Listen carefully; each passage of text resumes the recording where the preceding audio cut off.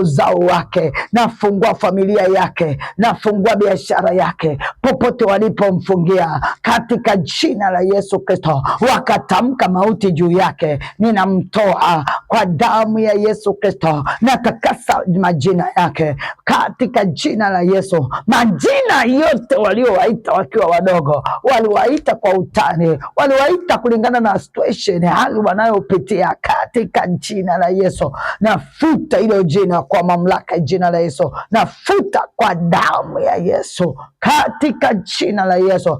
Asubuhi ya leo namweka mikononi mwako Bwana. Jumapili ya leo, sabato ya leo ikawe ni sabato njema kwake, popote mahali ambapo alimfungia, ninaenda kumfungua sasa katika jina la Yesu, maana umetupa funguo Yesu ya kufungua kila lango lililofungwa ili kuharibu maisha yetu, ili kuleta roho za utasa, katika jina la Yesu Kristo, kwa damu ya Yesu. Ndugu mtazamaji, popote unaponitazama saa hii, inua mikono yako tu juu, katika jina la Yesu. Nagusa mikono yake sasa, nagusa kwenye paji la uso, nagusa miguu yake, nagusa kila kilichofungwa. Walichukua fedha mikononi mwake wakaenda kumfunga, wakafunga na kibali, wakafunga nyota yake ising'ae, katika jina la Yesu. Nagusa kwenye paji lake la uso, nagusa mikono, nagusa miguu